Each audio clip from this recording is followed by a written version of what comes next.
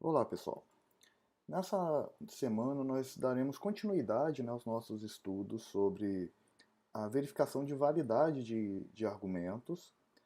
Porém, nessa semana, além das regras de inferência, que nós já utilizávamos, nós vamos utilizar regras de equivalência, né? Por que disso? Porque há muitos argumentos cuja validade não se pode demonstrar usando só aquelas 10 regras de inferência que nós vimos na semana passada. Em adição a isso, nós vamos usar um princípio da lógica, que é o princípio da regra de substituição, né, e usaremos, além das 10 regras de inferência que foram vistas anteriormente, foram vistas na semana passada, também as 10 regras de substituição que nós veremos hoje. Na verdade, a maior parte dessas regras nós já vimos anteriormente. Eu só vou revisá-las aqui, e vamos fazer alguns exemplos as utilizando para provar validade de argumentos, né?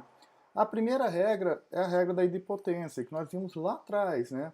A regra da idempotência, ela nos diz que se eu tenho P, então eu tenho P e P. E vice-versa, né? Se eu tenho P e P, eu posso substituir por P, beleza? Assim como, se eu tenho P, eu posso substituir por P ou P, e vice-versa. Se eu tenho P ou P, eu posso substituir por P, ok?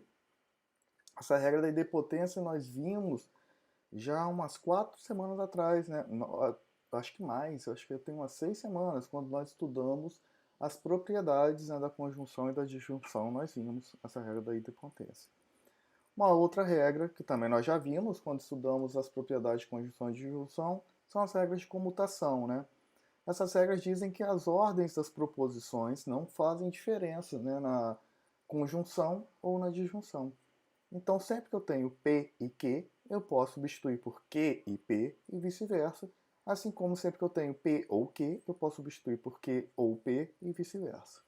Ok? Uma outra regra, uma outra equivalência notável que nós também já estudamos, quando vimos as propriedades de conjunção e disjunção, é a associação. Nós já usamos ela diversas vezes, inclusive. A associação me diz que a ordem em que eu faço as conjunções ou as disjunções, isso no caso de serem só conjunções ou serem só disjunções, a ordem que elas são feitas não altera em nada a sua proposição composta. Então, por exemplo, eu tenho P e Q e R. Eu colocar o parênteses aqui no Q e R ou colocar aqui no P e Q, tanto faz. Então eu posso substituir de uma para outra ou de outra para uma. A mesma coisa acontece quando eu tenho P ou Q ou R, né? Então, se eu tenho só conjunções ou só disjunções, a posição que eu coloco os parênteses não altera em nada, logo eu posso mexer com os parênteses de acordo com o que eu necessitar para aplicar alguma regra de inferência depois ao meu argumento, né? A quarta equivalência também já foi estudada, que é a equivalência da distribuição, a propriedade da distribuição, que tem duas formas, né? Você pode distribuir um E sobre um ou um ou sobre um E, né? Nós já vimos isso aqui, já até aplicamos algumas vezes, né? Então, se eu tenho P, E, entre parênteses, Q ou R, isso é a mesma coisa que eu ter P e Q ou P e R, e vice-versa, né? Se eu tenho P e Q ou P e R, eu posso usar a propriedade da distribuição para ter P, I, Q ou R. De forma análoga, eu posso distribuir a disjunção. Então, se eu tenho P ou Q e R, eu posso substituir por P ou Q e P ou R. Ok? Então, essa aqui também é mais uma propriedade que nós já tínhamos visto e que nós vamos começar a usar agora nessas nossas provas de validade de argumentos. Uma outra propriedade também que nós já vimos é da dupla negação, que é uma propriedade bem óbvia, bem simples, que se eu tenho não P, é a mesma coisa que eu ter P, e vice-versa. Se eu tenho P, é a mesma coisa que eu ter não P. Ou seja, se eu tenho uma dupla negação, é a mesma coisa que eu ter a afirmação, eu não ter negação nenhuma. A sexta equivalência notável, nós também já estudamos, são as famosas regras de De Morgan. Então, o que De Morgan disse é que a negação de uma conjunção é equivalente à disjunção das negações, assim como a negação de uma disjunção é equivalente à conjunção das negações, ok? Então, se eu tenho não P e Q, entre parênteses, é a mesma coisa que eu ter não P ou não Q, e vice-versa. Assim como eu ter não P ou Q, entre parênteses, é a mesma coisa que eu ter não P e não Q, e vice-versa. Beleza? A sétima equivalência notável vem da definição de condicional, que também nós já utilizamos algumas vezes, né? Já fizemos até exercício em que nós aplicávamos essa definição, né? Para simplificar proposições, enfim, né? Para achar forma, as formas normais, né? Então, nós já utilizamos essas regras. Então, assim, eu só estou revisando, mas não é mera coincidência, né? Isso aqui já foi usado anteriormente nessa nossa disciplina. Então, a definição de condicional me diz que se P, então Q, é equivalente a não P ou Q. Então, sempre que eu tiver se P, então Q, eu posso substituir por não P ou Q, e vice-versa. Eu tenho não P ou Q, eu posso substituir por se P, então Q. A oitava equivalência notável também já é de nosso conhecimento, né? A regra a definição de bicondicional, né? Então, se eu tenho um bicondicional entre P e Q, se eu tenho P se somente se Q, isso é equivalente a se P, então Q, e se Q, então P, né? E aí, isso aqui, por sua vez, é uma prova que nós já até fizemos também em exercícios anteriores. P se somente se Q é equivalente a P e Q ou não P e não Q, né? Então, as provas disso nós já fizemos anteriormente. Então, aqui, para provar a validade de argumentos, a gente pode simplesmente utilizar esses resultados, né, referenciando como bicondicional. Note que na frente de cada fórmula, né, eu tô colocando, de cada equivalência, eu estou colocando uma siglazinha, né, que é para facilitar o nosso uso nos exercícios. Então, na hora que eu falar no exercício, colocar na frente que eu apliquei biconde, você já sabe que foi bicondicional. Se eu colocar um CP, contraposição e por aí vai. Beleza? Por falar em contraposição, essa é a nossa nona equivalência notável, né? A equivalência à contraposição me diz que se P, então Q, é equivalente a não P, se não P, não Q, então não P. Ou seja, você pode inverter antecedente e consequente, invertendo também, incluindo também uma negação, né, na frente deles. Isso aqui também a gente já mostrou em aulas anteriores, já chegamos até a usar, né? Então, toda vez que eu tiver um condicional, ele é equivalente a um condicional invertendo quem era o antecedente e o consequente, colocando um não na frente de cada um, né? Então, eu ter se P, então Q, é equivalente a eu ter se não Q, então não P. Ok? Por fim, nós temos a equivalência notável da importação e exportação. Essa aqui é a única que nós nunca utilizamos nem provamos aqui nas aulas, né?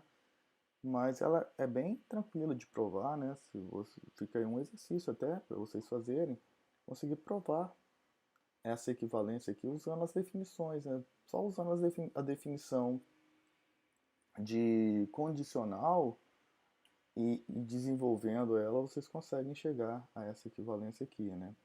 Então, o que essa equivalência nos diz? Se eu tenho um condicional em que o antecedente é uma conjunção, né? Por exemplo, aqui eu tenho se P e Q, então R. Isso é equivalente a eu ter se P, então Q, então R. Ok? Então, essa aqui é mais uma equivalência que nós vamos poder aplicar nas nossas provas aqui de validade de argumentos. Ok? Então, assim, o conteúdo dessa semana é esse, né? De fato, praticamente não há conteúdo novo, né? Porque a maioria dessas regras de equivalência, 90% delas, nós já tínhamos estudado. O que nós vamos fazer essa semana é simplesmente aplicar essas regras junto com as 10 regras de inferência que nós vimos na semana passada para provar a validade de argumentos lógicos, como nós fizemos usando só as regras de inferência semana passada, ok? Então nós vamos fazer agora, daqui para frente, essa aula, esse vídeo, né, vai trazer só exemplos de aplicação disso aqui, né? Só exemplos de prova de validade de argumentos, ok? Então, antes de irmos para as provas, aliás, só tem uma observação a ser feita que é importante, né? A única diferença que tem entre aplicar as regras de inferência que nós vimos na semana passada ou aplicar essas regras de equivalência é que essas regras de equivalência elas podem ser aplicadas a um pedaço das suas proposições, enquanto as regras de inferência não. As regras de inferência têm que ser aplicadas a proposições inteiras, ok? Então, por exemplo, se eu tiver uma proposição grandona lá e no meio dela tem um não, não P, eu posso aplicar a minha regra de dupla negação e transformar aquela regra grandona na mesma coisa que ela era, só que ao invés de não, não P, eu vou colocar P, ok? Já as regras de inferência, não. As regras de inferência eu só posso aplicar usando a proposição inteira. Eu não posso aplicar um pedaço da proposição, ok? Então vamos lá, vamos aos exemplos. Então, pessoal, daqui para frente, esse vídeo é só de exemplos de aplicação, ok? Então, assim, a qualquer momento que vocês cansarem, quiserem dar um tempo, dar um esperar, tomar um café, vocês podem parar e depois voltar para assistir o resto do vídeo, beleza? Então, nós teremos, se não me engano, 8 exemplos de aplicação e é isso que é a tônica do resto dessa videoaula, ok? Então, vamos lá. Nosso primeiro exemplo nós vamos demonstrar que este argumento aqui é válido, ou seja, se P então não Q e Q, eu posso concluir não P. Então, se P então não Q é minha primeira premissa, Q é minha segunda premissa, beleza? E eu quero chegar na conclusão não P. A primeira coisa que eu fiz aqui, ó, foi aplicar a regra da contraposição, a nossa equivalência lógica da contraposição. O que a contraposição nos diz? Se eu tenho um condicional, eu posso inverter antecedente e consequente colocando um não na frente de cada um, né? Então, aplicando contraposição na minha premissa 1, eu tenho se não, não que, né? Eu passei o não que para ser antecedente colocando um não na frente, então não P, né? O não P veio como consequente colocando um não na frente. Beleza? Então, agora eu posso aplicar nessa linha 3 a minha equivalência de dupla negação, né? Eu tenho não, não que aqui, aplicando dupla negação eu passo a ter que. Então, aplicando dupla negação na linha 3 eu tenho se que, então não P.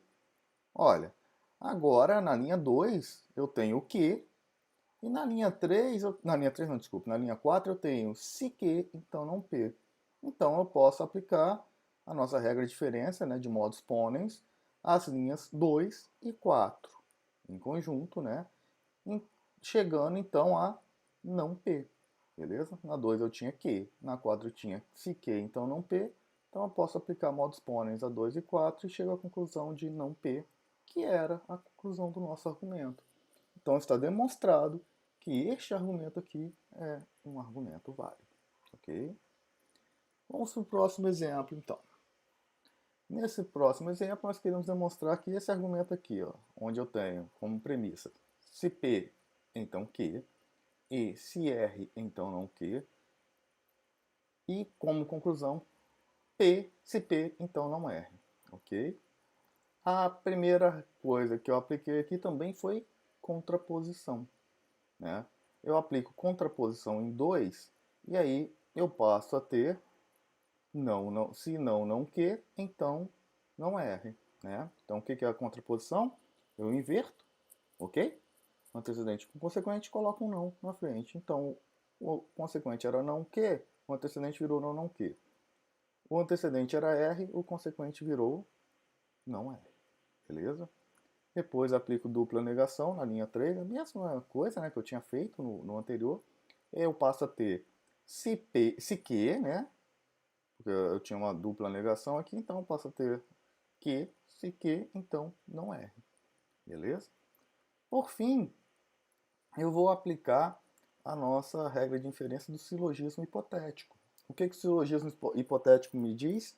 Ele diz que se eu tenho dois condicionais, sendo que o consequente do primeiro, que aqui no caso é Q, é igual ao antecedente do segundo, que aqui no caso também é Q, ó, então eu posso inferir que eu tenho um condicional cujo antecedente é o antecedente do primeiro, P, e o consequente é o consequente do segundo, não R. Né? Então, aplicando o silogismo hipotético nas linhas 1, que é P, então Q, e 4, que é se Q, então não R, eu chego à conclusão que eu tenho se P, então não R, que é exatamente a conclusão do meu argumento lógico. Então, com isso está provado que este argumento é um argumento válido. Beleza? Vamos então para o nosso terceiro exemplo. Bom, no nosso terceiro exemplo, nós temos como primeira premissa P ou Q e R, entre parênteses, né? Como segunda premissa, se P ou Q, então S, e eu quero chegar à conclusão P ou S. Ok? A primeira coisa que eu fiz foi aplicar a minha equivalência distributiva, né? Na linha 1. Então, na linha 1 eu tenho P ou, entre parênteses, Q ou R. Q e R, desculpa. P ou, entre parênteses, Q e R. Eu posso distribuir de forma a ficar P ou Q e P ou R, ok? É isso que eu fiz aqui.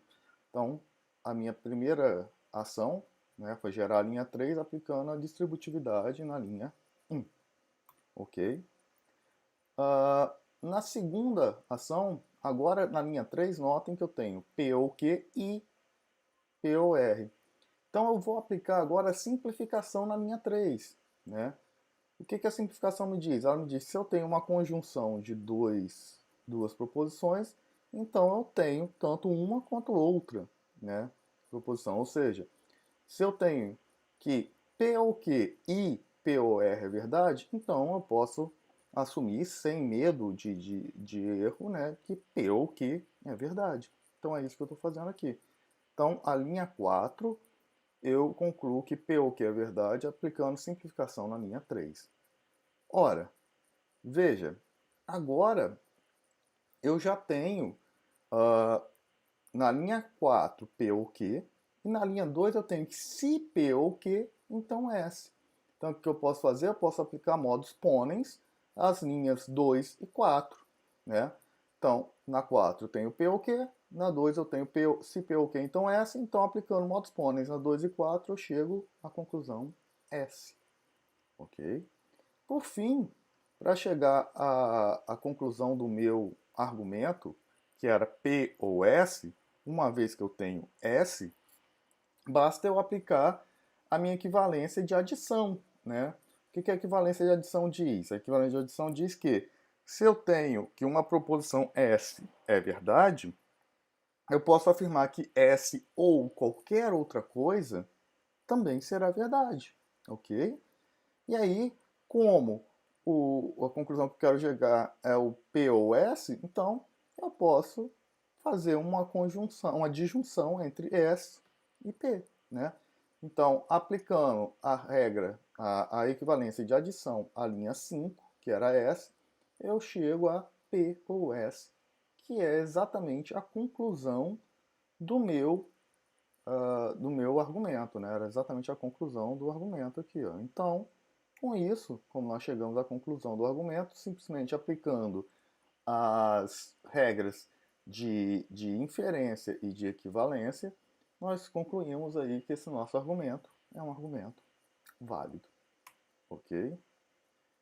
Vamos lá, vamos continuar então os nossos exemplos aqui com o exercício resolvido agora no nosso quarto exemplo. Neste quarto exemplo, nós temos também duas premissas. P ou Q, se P ou Q, então R e S, e não S. Ok? E aí, nós queremos chegar à conclusão não Q. Ok?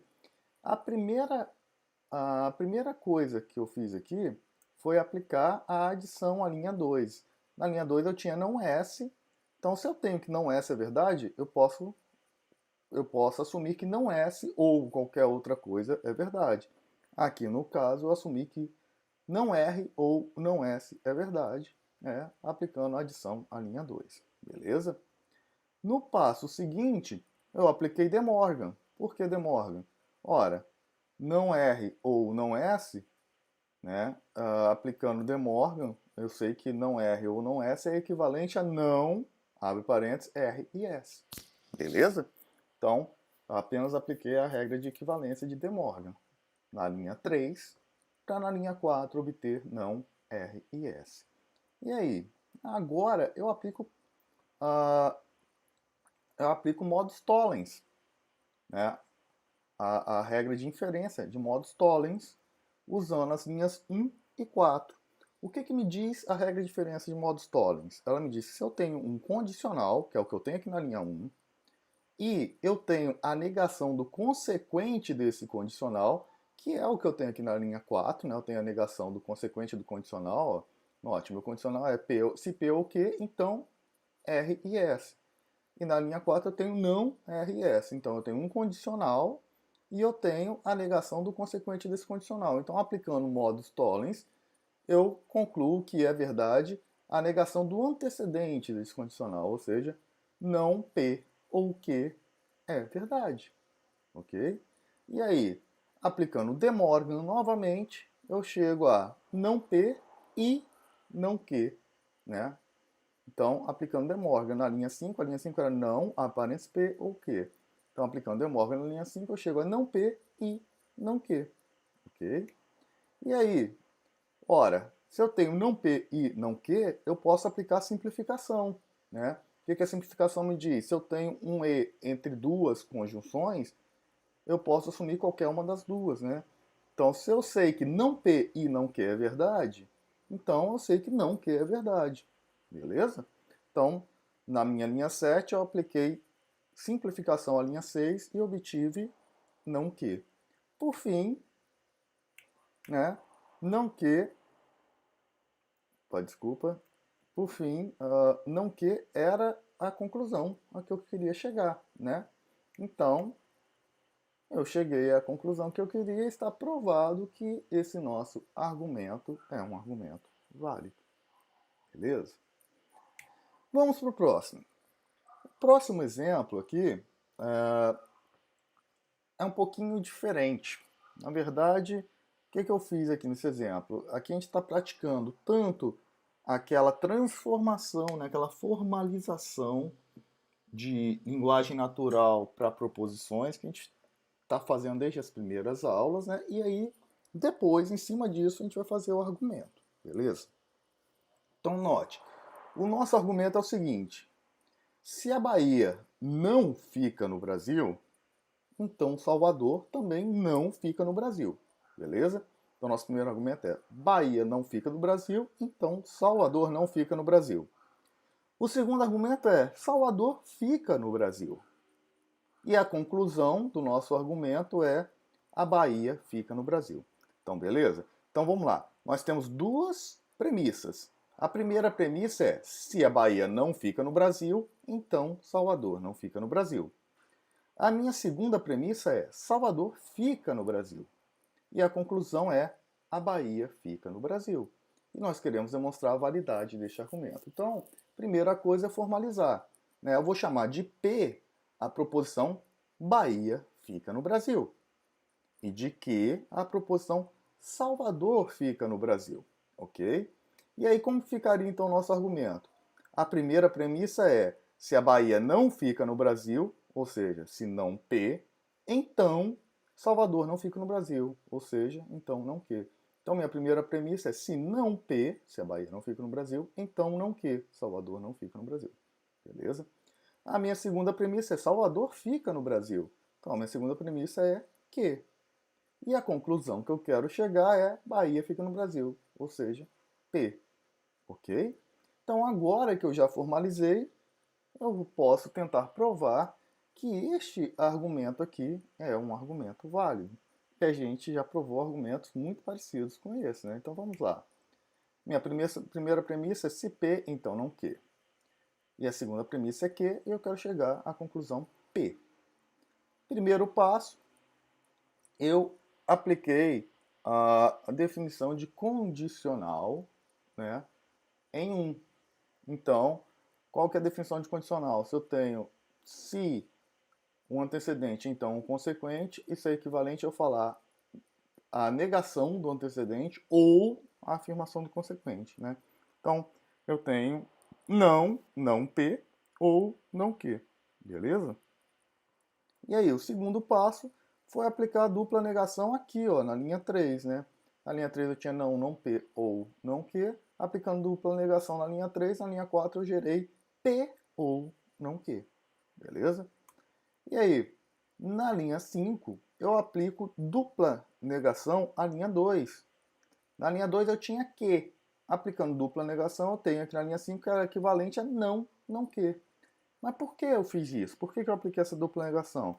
Eu apliquei essa dupla negação simplesmente para aplicar o silogismo disjuntivo agora. O que o meu silogismo disjuntivo diz? Ele me diz que se eu tenho um ou, que é o que eu tenho aqui na linha 4, e tenho a negação de um dos lados do ou, que é o que eu tenho aqui na linha 5, anote, o meu ou é P ou não Q. Mas na linha 5 eu tenho não Q. Então eu tenho a negação de não Q. Então se eu tenho um ou e tenho a negação de uma das partes desse ou, segundo o silogismo disjuntivo, eu posso inferir que a outra parte do ou é verdade.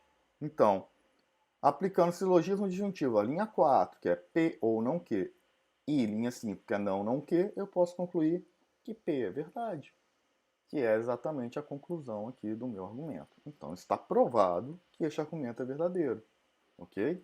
Mas notem, eu fiz essa prova aqui aplicando em 4 passos, né? Sendo que 2 deles foi dupla negação, enfim.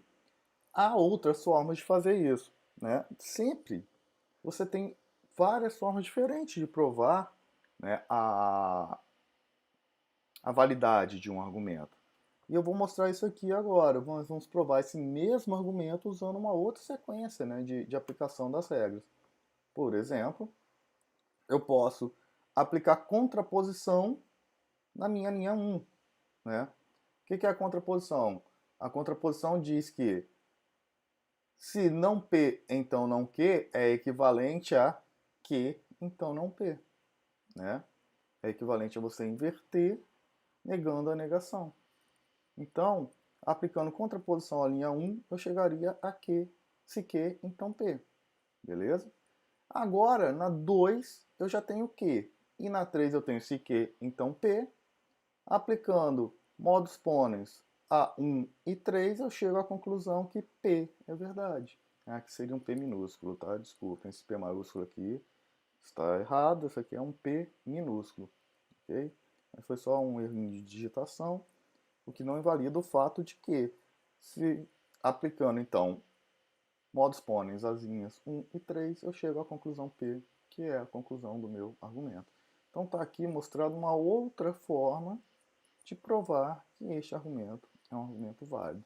Okay? Eu fiz questão de colocar essa com 2 formas diferentes justamente para mostrar para vocês que não há uma resposta única. Né? Às vezes, aplicando as regras de inferência e de equivalência em ordens diferentes, você consegue chegar à mesma prova de validade. Okay? Vamos então ao nosso sexto exemplo. No sexto exemplo, nós temos premissas um pouco maiores, né?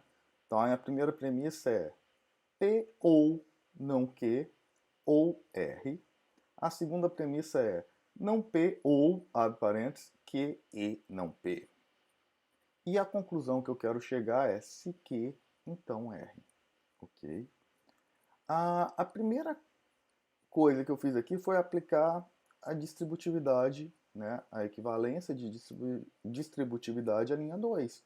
Então, aplicando distributividade na linha 2, eu gero a linha 3, que fica sendo, então, não P ou Q e não P ou não P. Beleza?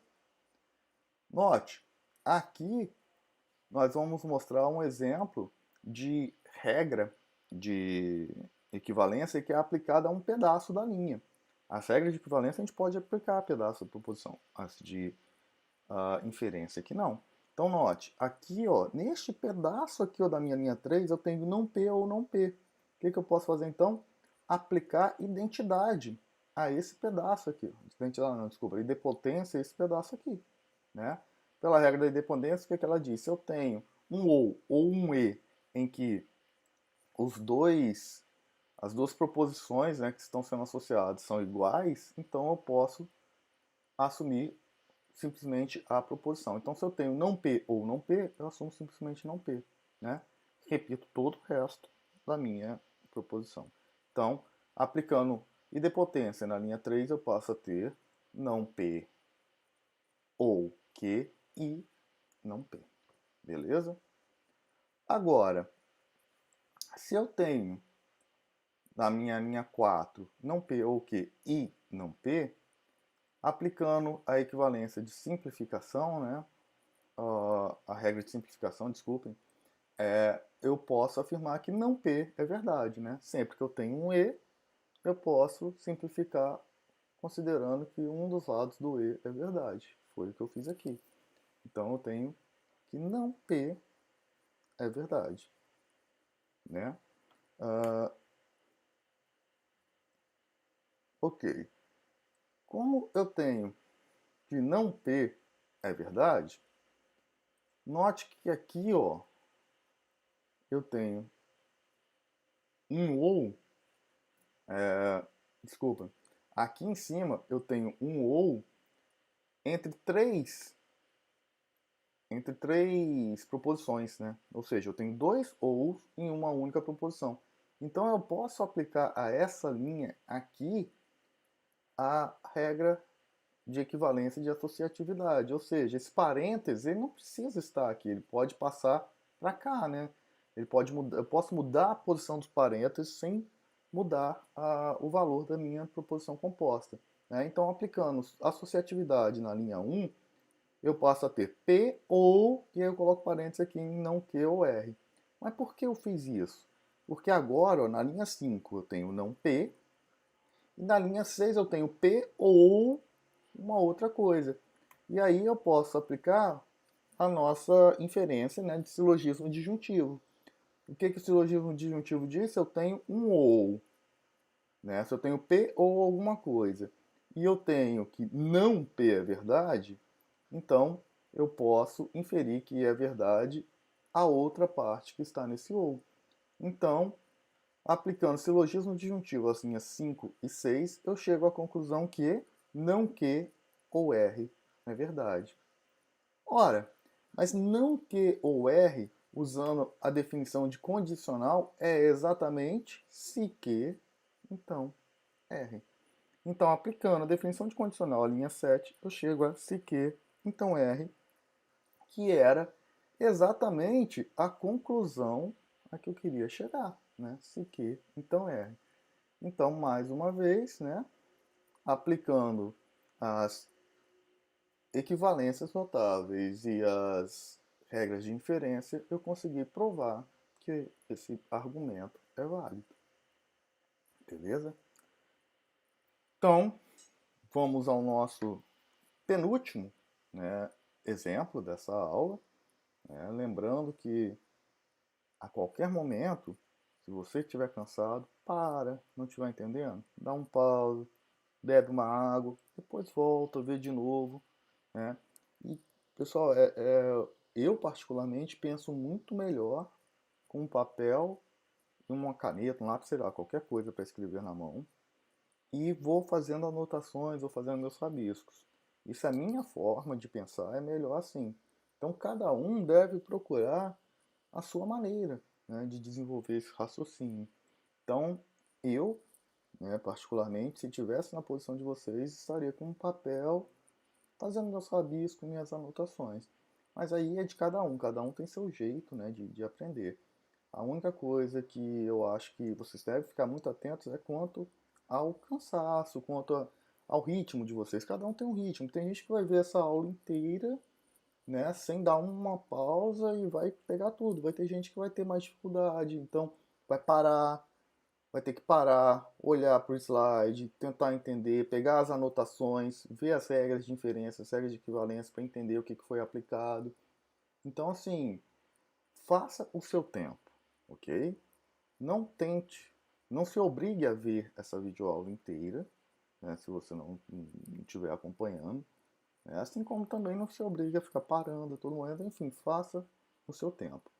Uma outra dica é procurem ver esses exemplos tendo ao seu lado uma folha já anotadas 10 regras de inferência e as 10 de equivalência.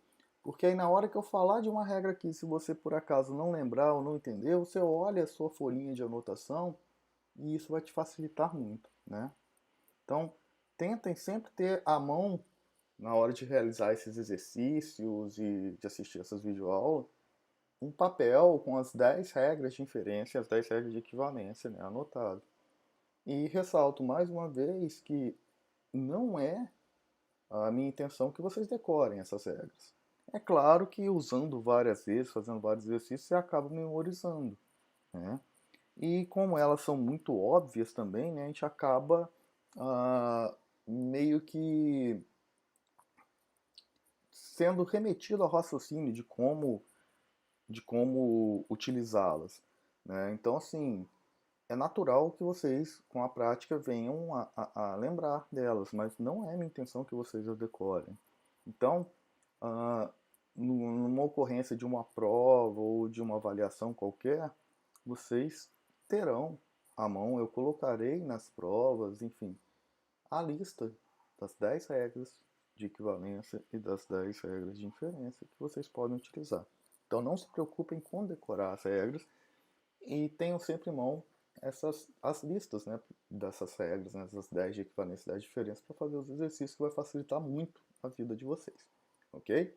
Então vamos lá, feito esses parênteses, vamos dar continuidade aqui com o nosso penúltimo exemplo. Né?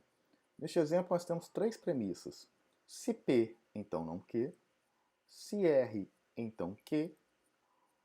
E R. Ok? Então, e a conclusão a que queremos chegar é não P. Beleza? Então, a primeira ação que eu tomei foi aplicar contraposição à linha 2. Né? Aplicando contraposição à linha 2, nós temos, então, não, se não Q, então não R. Por quê? Porque a linha 2 era se R, então Q. O que a contraposição faz?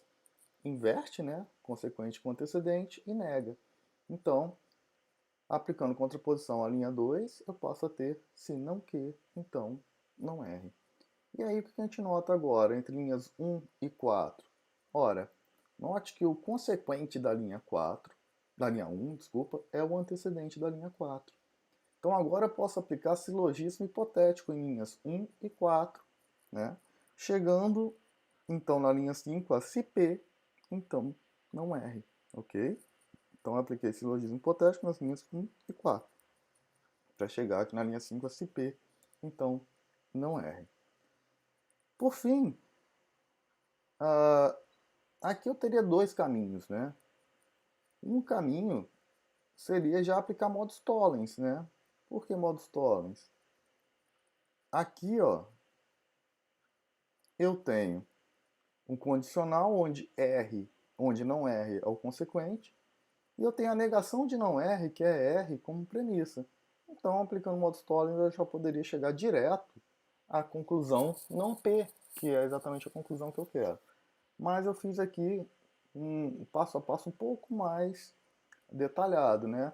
Ao invés de aplicar modus tollens direto, o que eu fiz? Eu apliquei contraposição, agora a minha linha 5, né?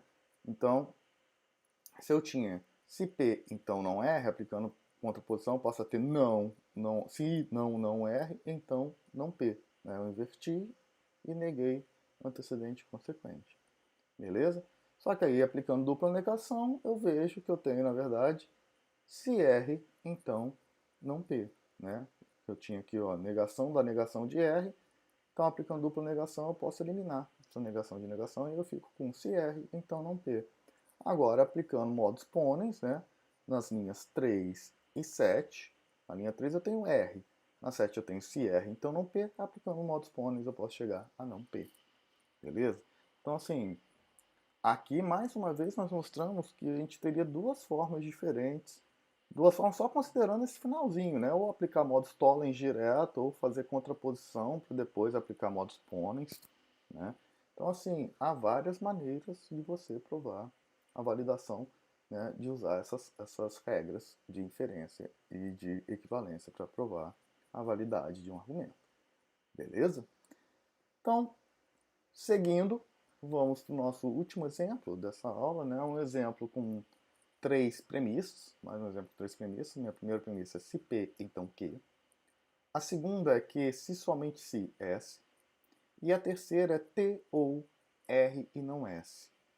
E eu quero chegar à conclusão se P, então T. A primeira coisa que eu fiz foi aplicar à linha 2 a definição de bicondicional, né?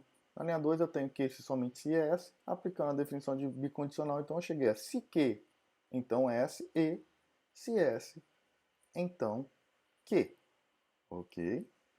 E aí, simplificando isso aqui, né, aqui eu tenho um E entre duas coisas, né? Então pela simplificação, aplicando a simplificação na linha 4, eu posso obter só um pedaço dela, né? Então eu obtive aqui só se Q, então S. Mas por que eu optei por esse lado aqui, se Q, então S? Porque aí agora, note que na linha 1 eu tenho se P, então Q, na linha 5 eu tenho se Q, então S. Ok? Então, aplicando o silogismo hipotético às linhas 1 e 5, eu tenho que se P, então S. O que me permitiu aplicar o silogismo hipotético aqui?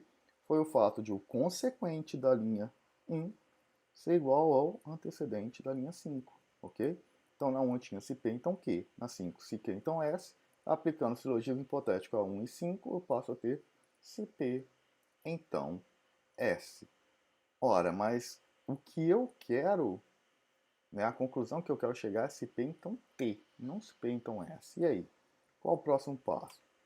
Bom, o próximo passo aqui, eu fiz apliquei a distribuição, né, na minha linha 3.